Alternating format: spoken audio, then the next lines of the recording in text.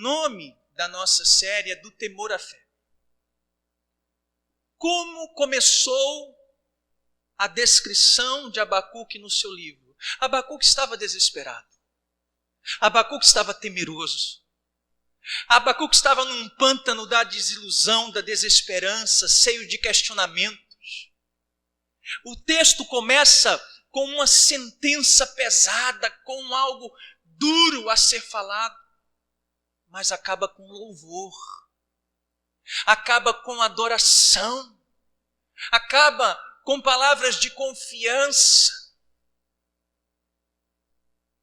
Querido, meu desejo, e o que eu peço a Deus esta noite, é como assim como Abacuque experimentou isso na sua vida, você possa experimentar também.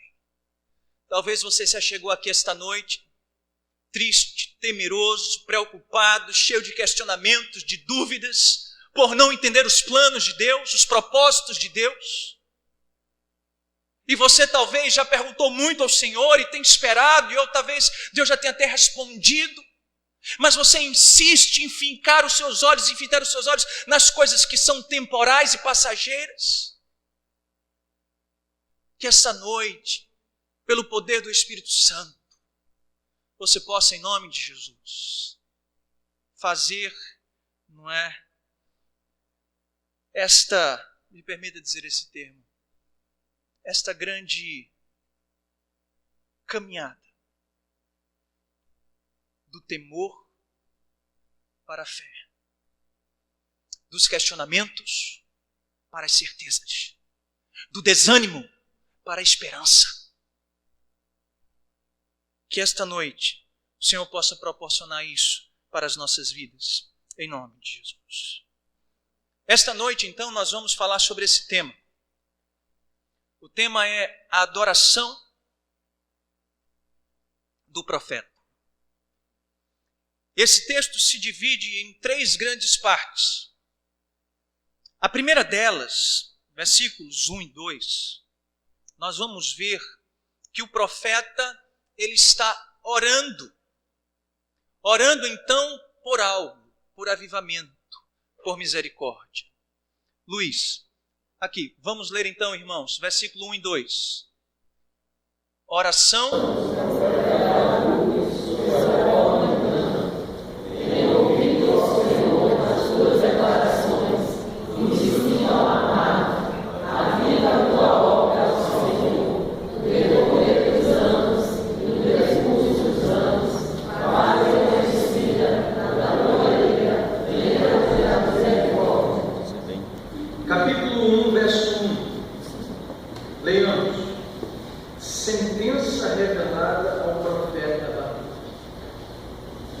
Capítulo 1, versículo 1, começa mostrando de maneira muito clara esta sentença, esse peso que Deus estaria revelando ao profeta e que o profeta teria então que transmitir às nações algo muito duro, em especial em Judá, ao reino do sul.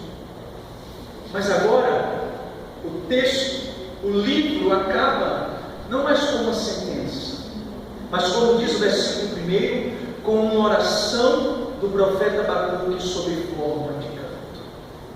Aqui é um salmo, irmãos.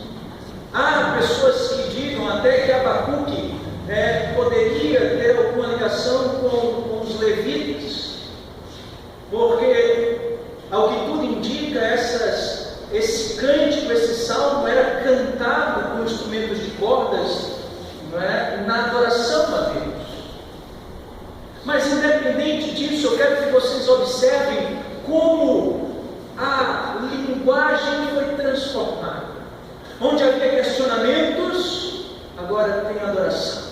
Onde havia temor, agora tem salmos de louvor. Onde havia desespero, agora palavras de confiança e de deleite na grandeza de Deus. Notem que Abacuque passou então a contemplar a sua história e a nação de uma maneira diferente. E agora ele ora ao seu Deus em forma de um louvor e uma forma de canto. E ele diz no versículo 2: tenho ouvido, Senhor, as tuas declarações. Eu acabei de falar no início desse texto, no início desse sermão, o que ele havia ouvido. Ele já ouviu da parte de Deus: eu vou levantar os caldeus. Isso trouxe temor a ele. Mas também já tinha ouvido: tenha calma, o justo vai viver pela fé. E eu sei distinguir o ímpio do justo, o justo do ímpio. Não se preocupe. Ele havia ouvido da parte de Deus: olha, eu vou condenar este povo. E ai deles por causa disso, disso e disso. E ele termina então a sua palavra dizendo: olha, Abacuque, cale-se diante de mim toda a terra, porque eu estou no meu tempo. Eu sou o Senhor da história. Diante dessas revelações, diante dessas declarações, Abacuque agora já não vai mais dizer: Senhor, olha, livra-nos disso. Deus, está repreendido em nome de Jesus esses caldeus. É isso que ele fez? Não. Diante da grandeza da revelação de Deus, diante disso, ele diz que se sente alarmado, mas ao mesmo tempo ele diz: aviva a tua obra ao Senhor no decorrer dos anos e no decurso dos anos. Querido, essa expressão avivar é a ideia de preservar. Na língua hebraica é a ideia de manter vivo. Olha que interessante. Ele não está orando para que os caldeus sejam mandados embora, mas a oração dele: Deus, nos preserva. Nós não seremos aniquilados.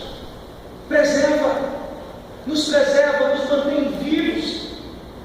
Aviva a tua obra. Olha para esse teu povo. Esse teu povo está lançado no pecado, se esqueceram do Senhor, estão vivendo suas paixões, a injustiça, a violência. Aviva esse povo. Não faz com que nós nos esqueçamos do Deus a quem nós servimos. Aviva a tua obra, Deus. Os olhos do profeta se voltam para a obra de Deus, para o plano de Deus, e ao contemplar o plano de Deus, a obra de Deus, ele diz: mantenha acesa, Senhor, esta chama. Querido, o avivamento é muito mal compreendido nos dias de hoje.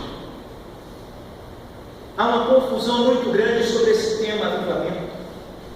Tem pessoas que confundem avivamento com cacoetes pentecostais. Ou seja, o pastor está falando aqui, alguém está dando glória. O pastor está falando aqui, alguém está dando aleluia. O pastor está dizendo aqui: fulano morreu, meu irmão, fora de contexto. Amém, glória a Deus. Avivamento não é isso. Quantas igrejas estão aí cheias de cacoetes pentecostais, com a vida de impiedade, de miséria, caminhando a passos largos para o inferno. Avivamento, irmãos, não é um culto assim, jovial, um culto com muito louvor, com muita luz, com muita dança. Olha que igreja avivada, pastor. Se você estudar a história dos avivamentos, você vai ver que muitos dos avivamentos deram contextos de total e completa formalidade, onde as pessoas estavam sim, porque não bem vestidas, onde havia uma liturgia, onde havia uma preparação, onde havia pregação da palavra. Por isso, essas coisas não qualificam então o avivamento. Pastor, para existir o avivamento tem que ter sinais, prodígios, milagres. É verdade. Vai ler Mateus. Muitos vão estar, Mateus 7, diante do Senhor e vão dizer: Deus, eu fiz milagre, eu fiz cura, eu fiz até... Tu que eu não sei, meu filho. Aparta de mim, eu não te conheço. Avivamento é confundido com ajuntamento, com multidões. Pastor, aquela igreja é avivada porque é uma multidão dentro dela. Oh, Jesus. Vai ler Timóteo, irmão. Nos últimos dias vão se levantar muitos falsos pregadores, e as pessoas vão sentir coceira nos seus ouvidos para ouvir aquelas mentiras e vão se levar por essas coisas. Por isso, não confunda. Não é orar em línguas e profetizar. Irmãos, eu já me deparei com vida dela para mim de impiedade. Coisa da maior tristeza do mundo, uma mulher lançada no pecado. E quis entrar nessa igreja e quis começar a dizer algumas palavras em línguas. Eu não entendo. Tem pessoas que confundem avivamento com emocionalismo. Vão botar uma músicazinha, vamos chorar, pastor, que quebrantamento, Senhor, que maravilha. Olha a unção daquele homem. Oh, glórias. Não confunda. É muito mais fácil fazer homens chorarem. É muito mais fácil fazer homens chorar, queridos irmãos, e promover, não é, esse tipo de coisa, do que pregar a verdadeira palavra de Deus. Não vamos nos enganar. Ele clama por avivamento. E sabe por que ele clama por avivamento? Porque ele tem a compreensão correta do que é o avivamento.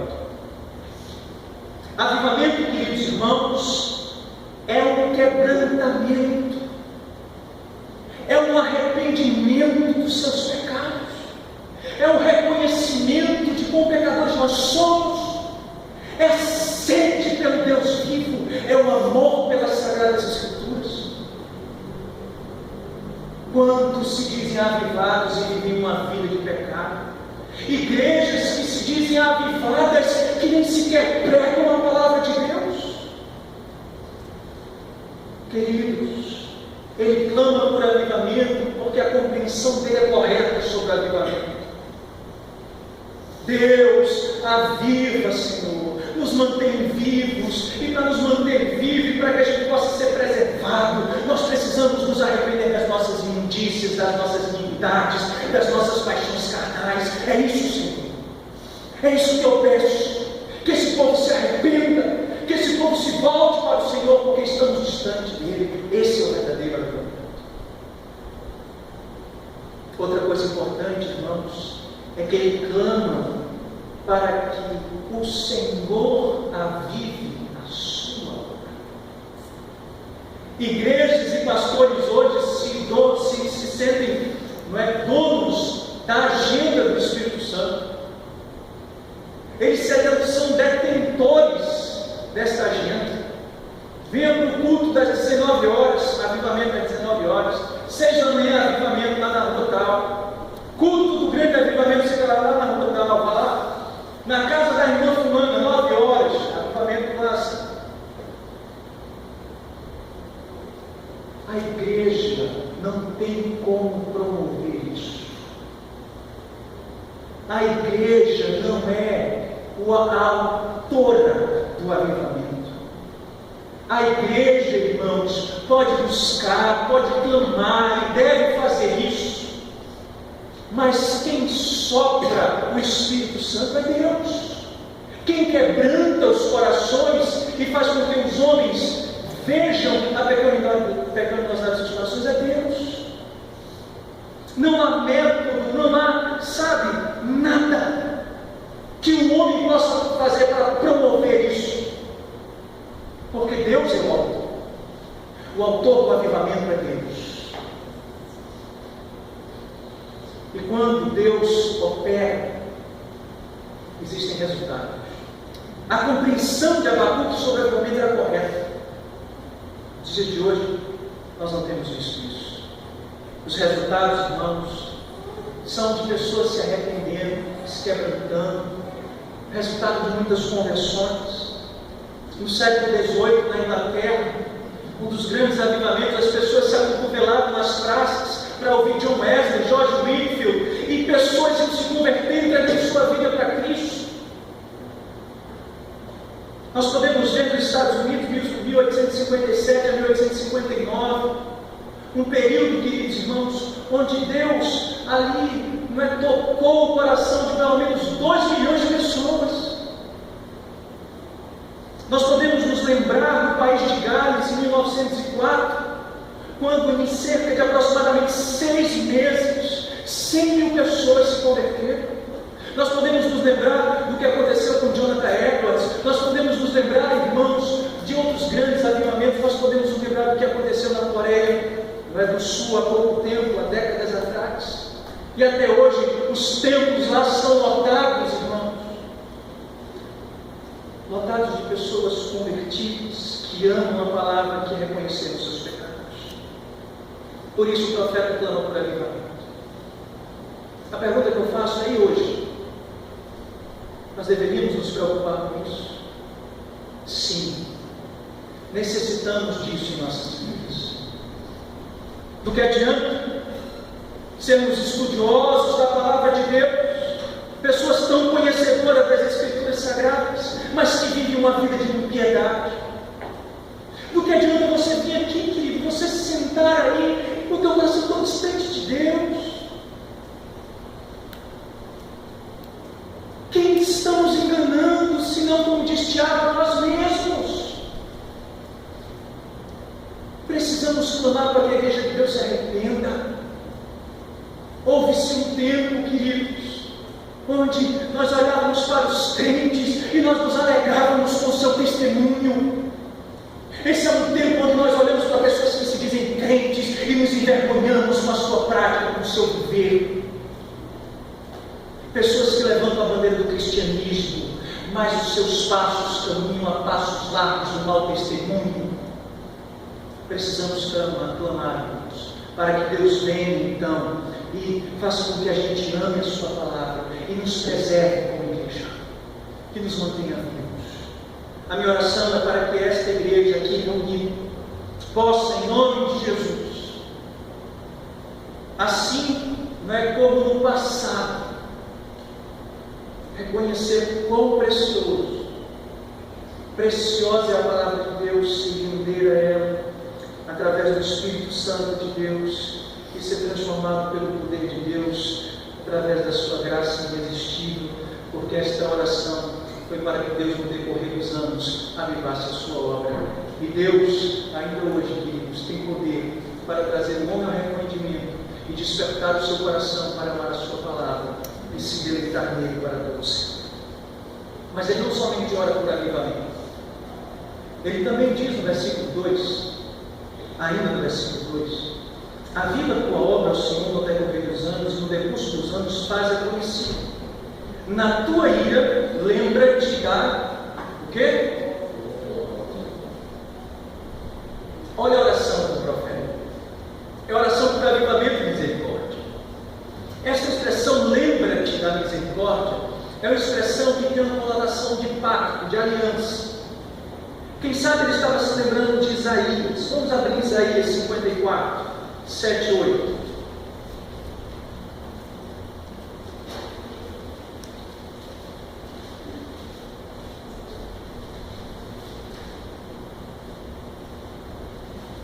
Isaías 54, 7. Por breve momento te deixei, mas com grandes misericórdias torno a acolher-te. No ímpeto de indignação, escondi de ti a minha face por um momento, mas com misericórdia eterna me compadeço de ti, diz o Senhor, o teu Redentor. Ele tinha compreensão de que havia uma aliança de Deus para com o seu povo. Ele já havia externado isso anteriormente, e agora ele está dizendo: Deus, eu sei que os babilônios vão vir, eu sei que os caldeus vão se apossar da gente, eu sei que eles vão destruir-nos e vão acabar com muitas coisas aqui, mas deixa eu te pedir uma coisa, Deus, olha, tenha misericórdia. Eu me lembro de Davi, quando Davi pecou contra Deus, ao pedir para que fosse feito o levantamento, um censo no meio do povo. Então o profeta vem até Davi e diz: Davi, você pecou contra Deus. E Deus então está lhe proporcionando 3 coisas, escolha. Primeiro, 3 anos de fome. Segundo, 3 meses na mão dos inimigos. Terceiro, 3 dias debaixo da peste, debaixo da mão de Deus. O que é que Davi escolheu? Davi respondeu para o profeta: profeta, eu vou preferir 3 dias debaixo da mão de Deus e da mão dos homens, porque o meu Deus é misericordioso. Esta compreensão que ela tem. Deus, eu sei que o Senhor vai fazer isso conosco, mas a tua ira, lembra-te da tua misericórdia. Tu és um Deus misericordioso. Queridos, isso é precioso para as nossas vidas. Lembrar que o Deus a quem nós servimos é um Deus que nos ama e que temos uma aliança com Ele, e Ele tem uma aliança para conosco, uma aliança eterna, de maneira que Ele distingue os nossos caminhos dos caminhos dos ímpios. Ele conhece e preserva os nossos passos. Os ímpios são como a palha do vento e o vento que o vento dispersa. Porém, os justos não são assim, diz o Senhor. Que clamemos também, irmãos, em tempos como esse, pela misericórdia de Deus. Deus, eu sei que nós temos pecado. Deus, eu sei que temos caminhado distante do Senhor. Deus, eu sei que precisamos, ó Deus, ter algumas mudanças em nossa vida e algumas decisões precisam ser tomadas. Mas, Senhor, quando o Senhor for bater com o teu cajado, Pai, eu te peço em nome de Jesus, tem misericórdia. Tem misericórdia, Deus. E é isso que Ele clama para o seu Deus, para o seu Senhor. Queridos irmãos, nós podemos ver de maneira muito preciosa que a oração do profeta, de certa maneira, foi respondida. Nós vamos ver tempos depois os babilônicos, os caldeus vindo sobre a nação de Judá, destruindo, levando o povo cativo, mas foi por 70 anos. E Deus teve misericórdia daquele povo, Deus avivou aquele povo, trouxe o remanescente, então, para Israel de volta e estabeleceu de novo aquela nação. Por isso vale a pena clamar, vale a pena orar ao Senhor pela sua obra, pela sua igreja, e clamar a Deus pelas coisas certas. Nós temos clamado tanto por coisas que não nos levarão adiante em nada. Mas se clamarmos a Deus por avivamento, por misericórdia, certamente essa será uma boa oração dos tempos de hoje que nós temos. Querido, é quando vemos então, dentro da adoração do profeta, um segundo momento. Esse segundo momento, apesar de sermos muitos versículos, o pastor vai precisar ser um pouco mais rápido, pois o texto é longo. Dos versículos 3 ao 15, nós vamos ver um momento no qual o profeta, ele passa desta oração, ele passa a ter uma visão, uma espécie de uma teofania, que nós chamamos. É uma revelação da parte de Deus.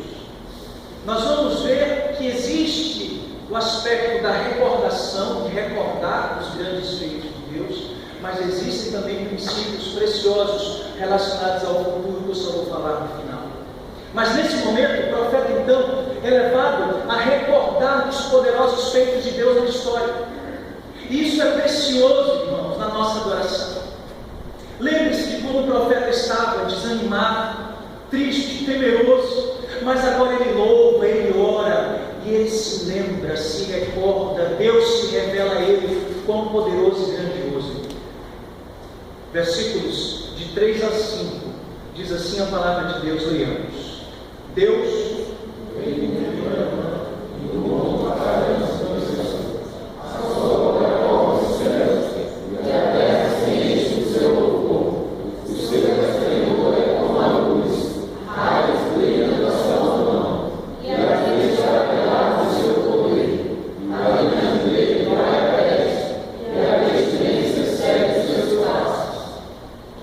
Queridos, nós temos aqui uma visão da majestade, da glória de Deus.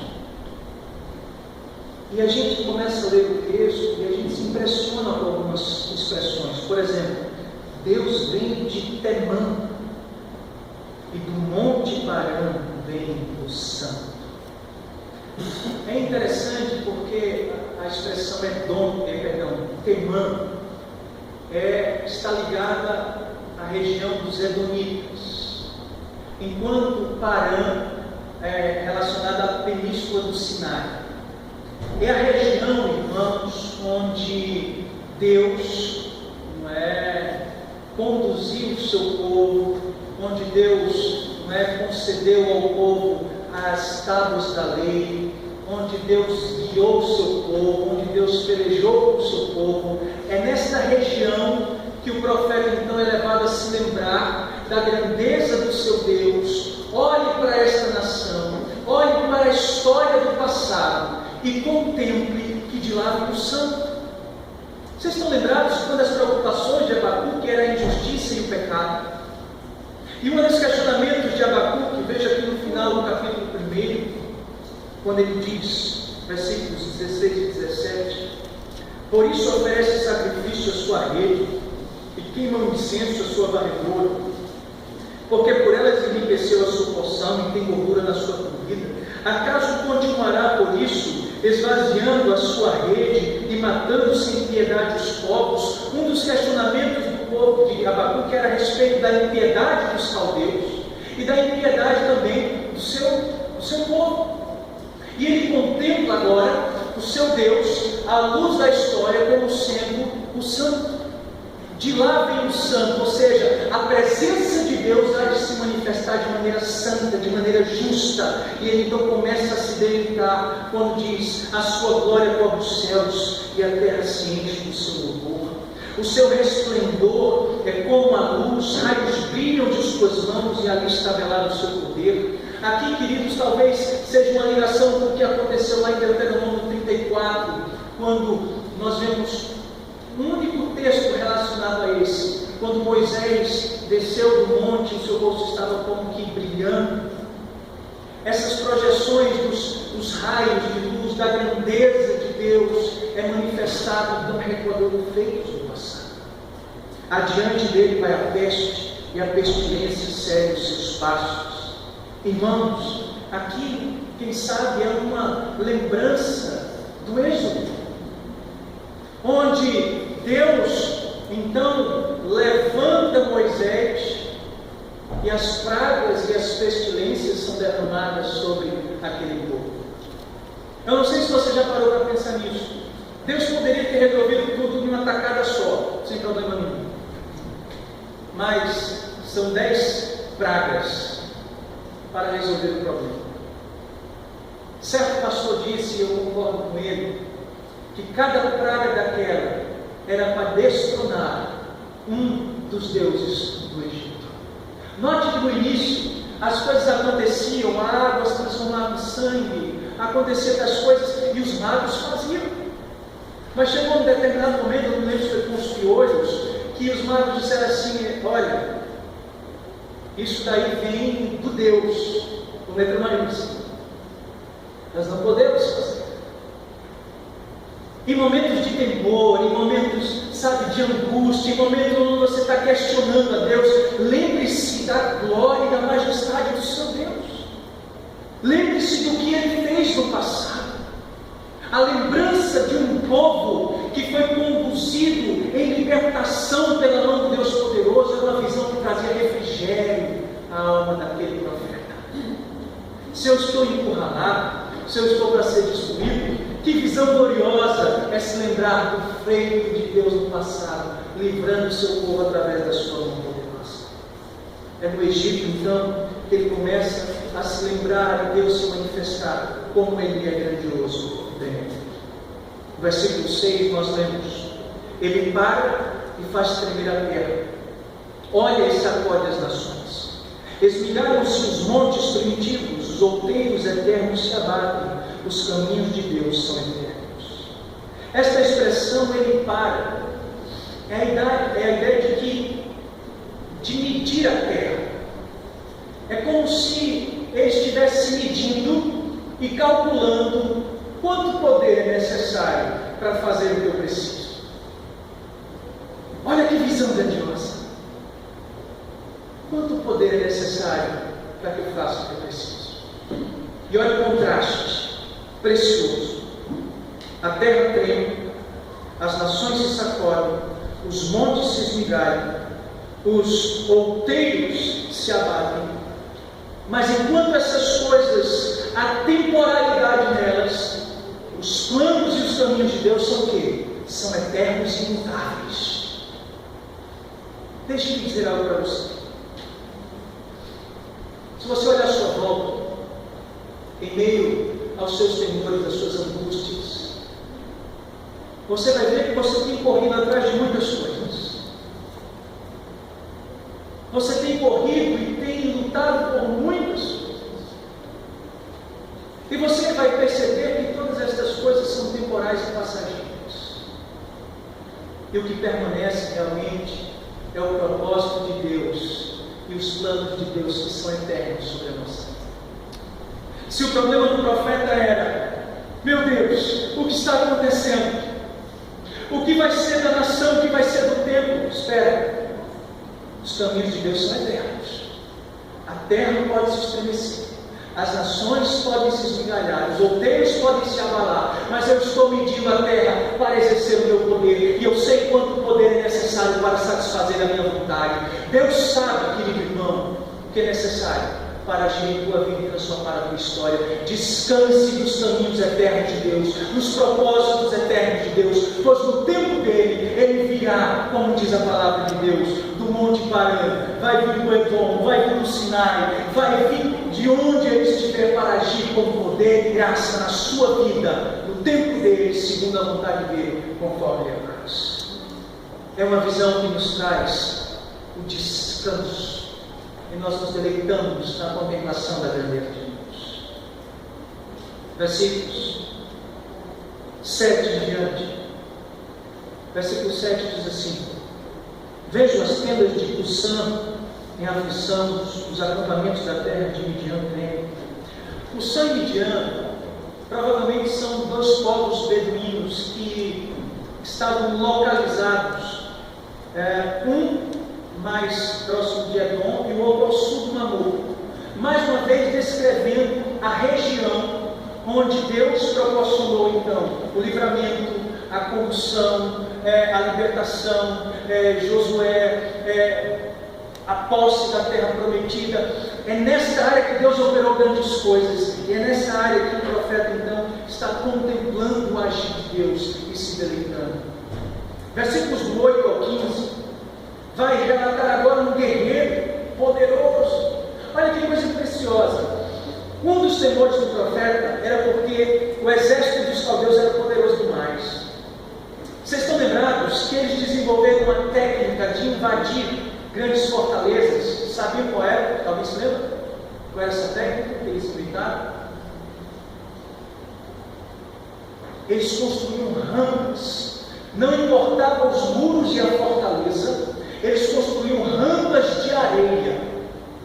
E meu querido, eles construíam rampas de areia, invadiam toda e qualquer situação. Nós podemos ver isso lá, versículo de número 10. Eles escarnecem no capítulo 1, eles escarnecem dos reis, os príncipes são os objetos do seu riso, rissem de todas as fortalezas, porque amontoando terra eles as tomam. Mas agora Deus começa a se revelar a ele através de linguagens, de uma visão, talvez de uma teofania ou de imagens poéticas, nós não sabemos, mas de fato um Deus que conduziu o seu povo desde lá da libertação, passando pelo Egito, dando a conquista da terra, como um guerreiro que vai à frente. Ele libertou e salvou o seu povo no passado, e ele contempla isso agora. Vamos ler, versículo 8 ao 11, diz assim a palavra de Deus: acaso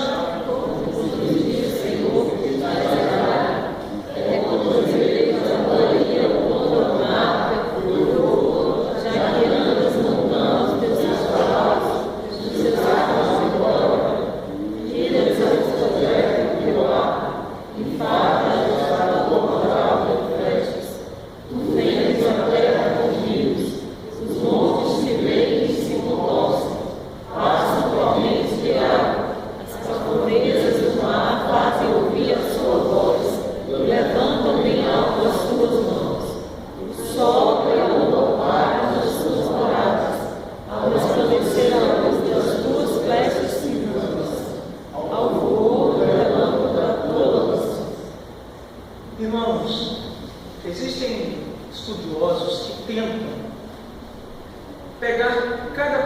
dessa e descobrir onde ela se encaixa. Isso é precioso, sim, mas existem dentro dessa visão algumas coisas relacionadas ao futuro, outras que apontam para uma recordação do passado, mas de fato o que é precioso nesse momento é a descrição desse guerreiro que vai adiante fazendo a sua vontade e passando por cima de quem ele quer. Mas não é um guerreiro comum. Nós podemos ver, por exemplo, é contra os rios, Senhor, a tua ira. Nós podemos nos lembrar quando ele feriu o rio Nilo, ou quando ele fez com que o rio Jordão também, para que o seu povo passasse, contra os ribeiros, ou é contra o mar, porque o mar também você feriu e fez com que ele abrisse para que o povo passasse a pés enxutos. Ou então, o Senhor está montado nos seus cavalos, no teu furor, você está conquistando, é a descrição então de um guerreiro que está conquistando e proporcionando bênçãos para aquele povo. Esta expressão do versículo 9 é importante: tiras e descobre o arco e farta esta tua aljava de flechas. A gente lê isso, talvez não entenda, mas esta é uma figura que descreve um arqueiro que ele não está dormindo, um arqueiro que não está vigiando. Essa descrição não é de um arqueiro que está conversando com os seus colegas, ou que está, quem sabe, de prontidão, mas com as suas flechas todas na aljava. Esta expressão dá a ideia de que o guerreiro ele está preparado, com as flechas nas mãos, com o arco encurvado, para derrotar os inimigos. Abacuque, você está com medo de quê? Igreja, quais são as adversidades que estão diante de nós? Você já parou para pensar no Deus que a gente serve? O que é que pode, irmãos, permanecer de fronte deste guerreiro que está com esta flecha em suas mãos, para quando ele quer usar, ele destrona do maior rei desse mundo ao menor, ele faz a sua vontade. Não há quem possa permanecer de pé quando ele então vai adiante dele. É diante, querido, dessas palavras que o profeta contempla os feitos de Deus, contempla a majestade e a glória de Deus. Mas olha que interessante, essa descrição não é de um Deus qualquer, ou de um homem comum. Olha que interessante, versículo 9: tu fendes a terra com rios, os montes, vem, versículo 10, fala do mar, das profundezas do mar, que ele levanta as suas mãos bem alto, talvez uma expressão relacionada ao mar vermelho, quando eles ficaram levantados para o povo passar. O sol e a lua pararam. Josué, lembram-se de Josué? Quando o sol e a lua pararam para que Josué conquistasse a vitória. Essas lembranças estão sendo trazidas à memória do profeta. É quando no versículo 12 nós vemos ainda: na tua indignação marcha pela terra, na tua ira calca os pés das nações. E eu quero que vocês observem o seguinte: nesses versículos nós temos o poder de Deus estando sobre os rios, sobre os montes, sobre o mar, sobre o céu, sobre a terra. Que Deus é esse? É o mesmo Deus a quem nós servimos. É o mesmo Deus que está sentado no mais alto sublime trono e tem cuidado das nossas vidas.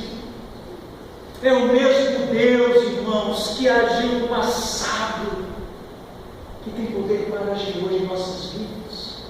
O problema é que na nossa caminhada como cristãos, nós nos esquecemos da grandeza do nosso Deus. O mar parece muito forte, as montanhas parecem muito altas, os céus parecem muito distantes, os rios parecem muito avassaladores, a terra parece muito seca.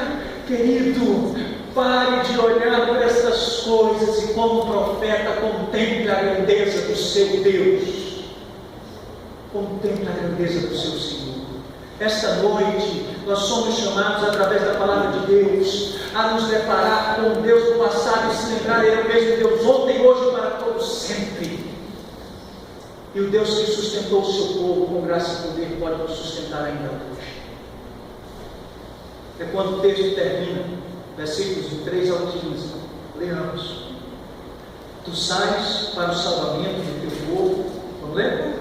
Para salvar o teu ungido, feres o venhado da casa das suas vestes e descobre todo o fundamento.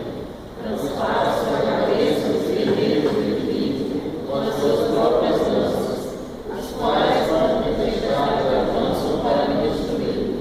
Defende-os como se estivessem para devorar a fogo e as luzes. Marchas nos teus cavalos pelo mar, pela massa de grandes águas. Queridos, tu sais para o salvamento do teu povo, para salvar o teu ungido. Ele está visualizando o livramento, contemplando que as coisas não vão ficar assim. Vai haver um dia, esperem, vocês vão ver. A justiça de Deus vai ser manifesta.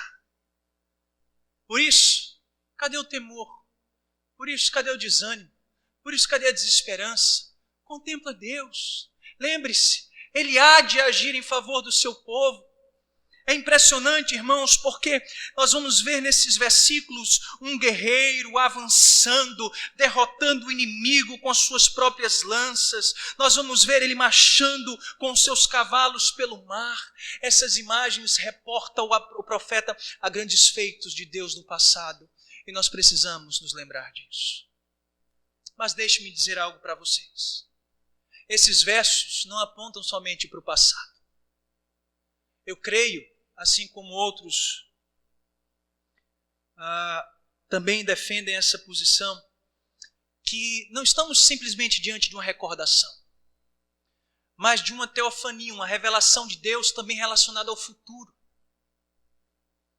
Onde, quem sabe, esta profecia e o que aconteceu no passado tipifica o que aconteceu no futuro e o que vai acontecer ainda. Por exemplo, lembremos que no passado o povo estava preso no cativeiro do Egito. Lembremos que os homens hoje estão presos no cativeiro do pecado.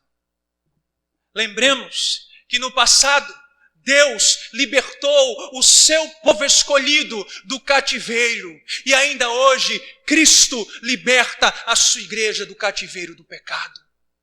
Lembremos que Ele não somente libertou o seu povo, mas Ele conduziu o seu povo até a terra prometida. Lembremos que em Cristo nós não somente somos presenteados com o dom da vida, mas com o selo do Espírito, a garantia de que se com Cristo nós fomos, irmãos, justificados, regenerados, chamados, nós seremos glorificados. Também há uma terra preparada, que vai ser, então, da nossa posse e da nossa herança. Isso deve trazer alegria e louvor ao nosso coração.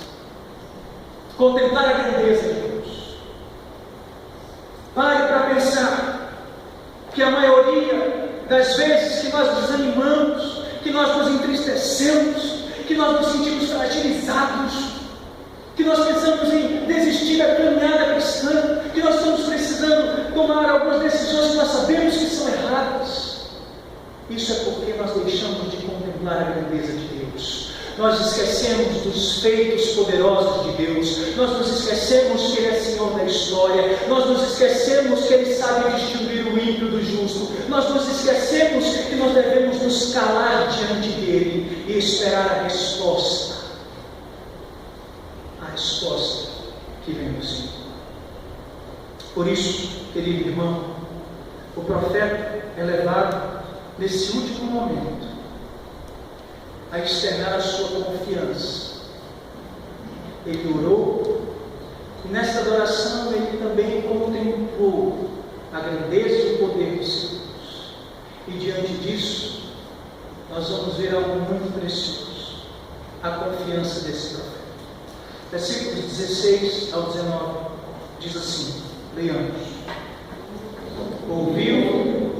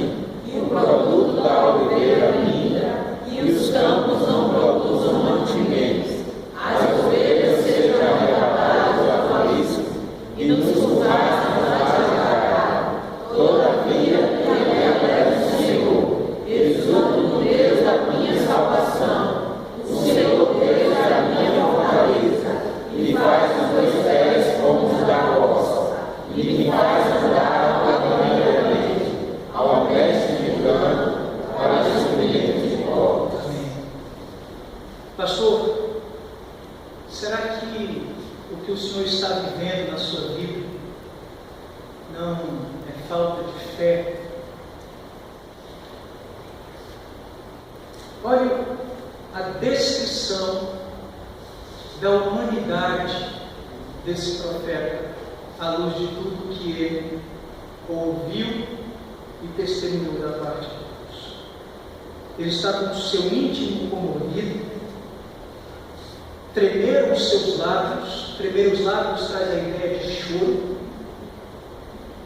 podridão nos meus ossos, ele está como que tremendo-se, os seus joelhos estão vacilantes, como, não é, alguém que está temeroso, e ele diz: em silêncio eu vou esperar o dia da angústia, que vai vir nos acometer com esse. Mas a despeito disso, ele vai externar a sua confiança, e vai mostrar de maneira muito clara: a minha carne, o meu físico, pode estar respondendo dessa forma, mas o meu espírito, ele pode estar fortalecido. Grandes homens de Deus tremeram e temeram diante de muitas coisas, mas estavam com a sua fé fortalecida no seu Deus e no seu Senhor. Nós vemos aqui os efeitos da revelação em termos físicos, e depois dessa descrição nós vamos ver aqui que ele diz que em silêncio ele deve esperar. E esta palavra, dentro da língua hebraica, traz a ideia de descansar. Descansar, irmão. Você sabe o que é isso?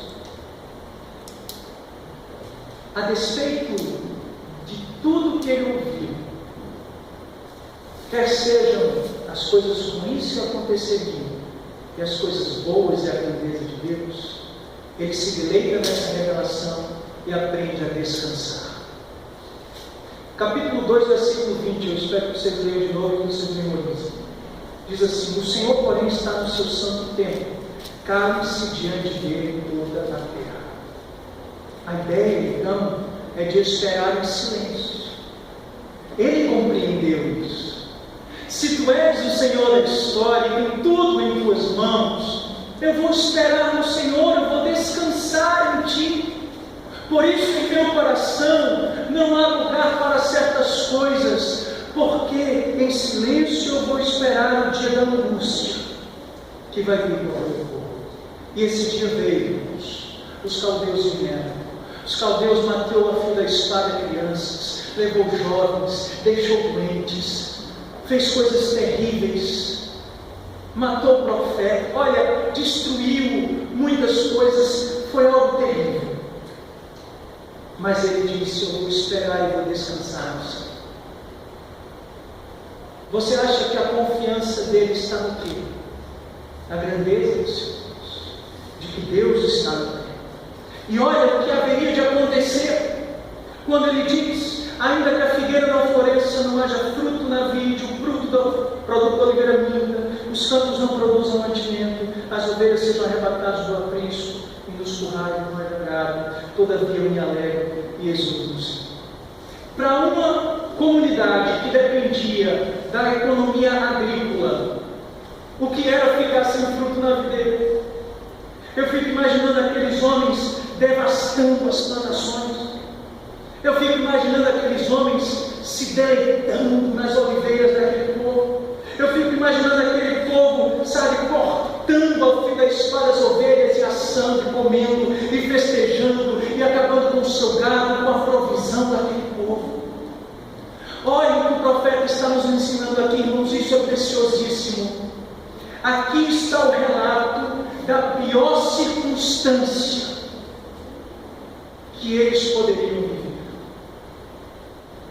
A pior circunstância para aquele povo é descrito aqui. Mas a alegria do profeta era outra circunstancial. Ele então diz: todavia, eu me alegro e exulto do Deus da minha salvação. O foco do profeta não estava na provisão, como muitos crentes têm hoje. Crentes ficam temerosos, se amedrontam e passam por situações difíceis porque os seus olhos estão na provisão e não no provedor. Passam a sua vida correndo e lutando, achando que é pela força dos seus braços que as coisas serão conquistadas. Assim é com os ímpios, irmãos. Com os filhos de Deus não são assim. Imagine então a pior circunstância em tua vida. E talvez você esteja temeroso. E como diz o Dr. Mark Lloyd Jones, o diabo vai dizer para você que isso é por causa da sua fé. Mas mesmo que você esteja temeroso com as circunstâncias que você está vivendo, você pode ter uma fé viva e verdadeira no seu Senhor e Salvador Jesus Cristo. Como é que você pode passar por isso, irmão, louvando e glorificando a Deus em meio a essa dor e esse sofrimento? Como é que você pode então se deleitar nessas coisas e ainda assim se alegrar no Senhor seu Deus? Isso é precioso, irmãos, porque assim é a vida do crente. As circunstâncias podem ser terríveis, mas mesmo assim o crente se alegra. Sabe por quê? Como diz o apóstolo Paulo, essas tribulações são temporais e leves, mas a glória de Deus é pesada e eterna. Por mais que o nosso homem exterior se corrompa, se canse, se debilite, passe por enfermidades, como diz Paulo, contudo o Espírito Santo de Deus se renova a cada dia entre nós. Deleite-se na alegria. Olha que coisa tremenda. Judá vai ser destruída. O povo vai ser levado para o cativeiro. Famílias vão morrer. O tempo vai passar por dificuldades. Parece que não há nada que vá me proteger. Parece que todos os muros e as seguranças que um homem pode edificar para fazer com que a sua vida seja próspera e tranquila, nada disso vai garantir este sucesso de segurança plena. Somente o seu Deus. Por isso ele chama o seu Senhor da sua salvação. Eis aí a chave da alegria do profeta. Descansar no Deus da aliança e saber que Ele cuida do seu povo e que tem cuidado do seu povo. É quando o profeta acaba dizendo: olha, o Senhor me faz os meus pés como da costa e me faz andar alegremente. O profeta começa questionando a Deus, mas termina louvando a Deus. O profeta é comparado aqui a uma costa. A costa aqui é símbolo da força, símbolo de pés firmes.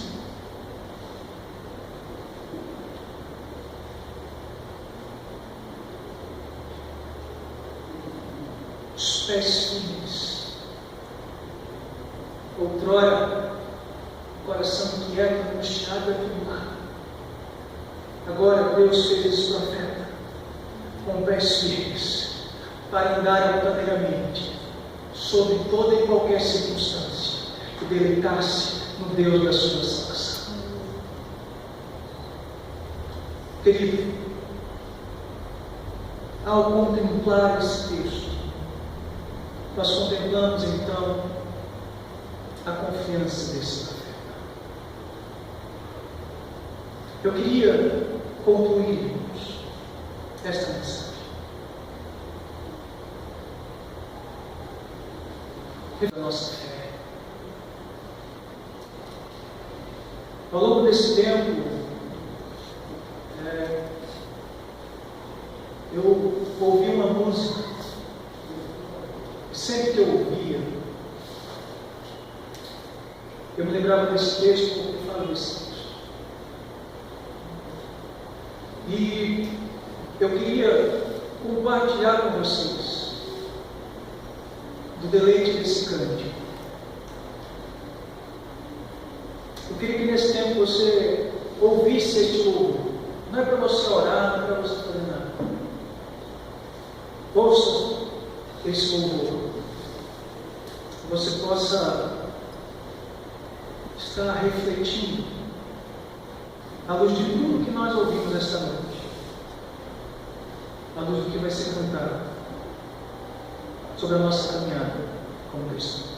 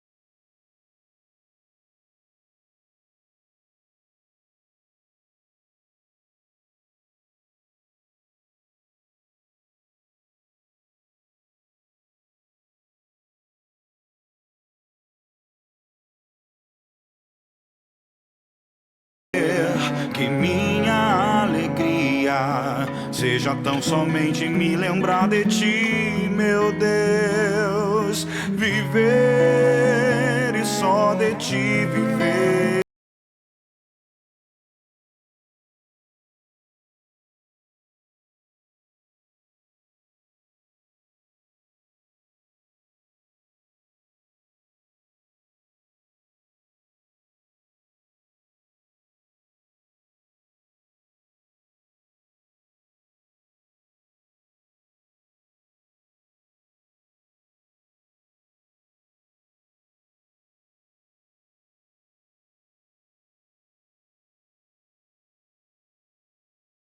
Mas e se fosse comigo?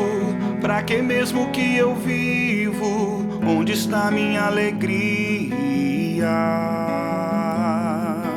E se a dor for minha sina?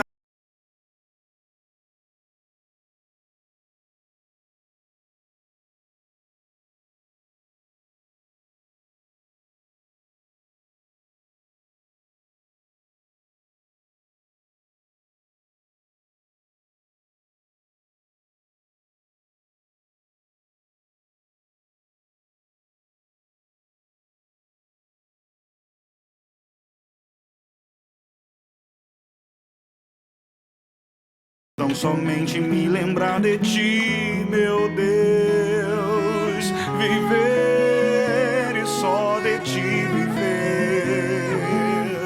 Morrer ansioso por te ver. É minha oração. É assim que eu queria ser. Eu queria ser, eu quero ser, Senhor. Nós tivemos a oportunidade de aprender. É assim que eu vou ser. Que no tempo de Deus a justiça será feita. Não há como o pecado ficar impune. Lembre-se disso. Aprendemos também que às vezes a resposta que Deus vai trazer para a gente não é aquilo que a gente gostaria de ouvir. mas é aquilo que nós precisamos ouvir. Glorifica a Deus por isso. Aprendemos também no livro de Abacuque que o fato de Deus distinguir o justo do ímpio, em busca de muitos sonhos, projetos, para conquistar seus palácios, mas no dia do juízo, nada disso poderá ser levado. Por isso, querido, boa parte do nosso temor está relacionado com o que nós estamos preocupados de diabo de comer, de beber, de vestir. É a nossa saúde, é o nosso emprego, é a situação econômica do país, é o nosso filho. Que essa noite você contemple a grandeza do Senhor Deus, deleite-se nele e tenha certeza, uma convicção, nós precisamos viver para a glória dele e caminhar para a eternidade. A minha oração esta noite é para que tudo que lhe amarra este mundo, para que tudo que tem, sabe, impedindo que você desfrute de uma vida de maior intimidade e comunhão com o seu Senhor, que essas coisas desta noite sejam deixadas de lado. E como que nós acabamos de cantar essa noite, o seu maior deleite não seja ter, mas ser. Ser um homem, uma mulher, um servo de Deus, que viva na dependência do seu Senhor, crendo que todas as coisas cooperam para o bem daqueles que amam a Deus. Vamos nos colocar de pé. Vamos orar ao nosso Senhor, agradecendo por esse tempo.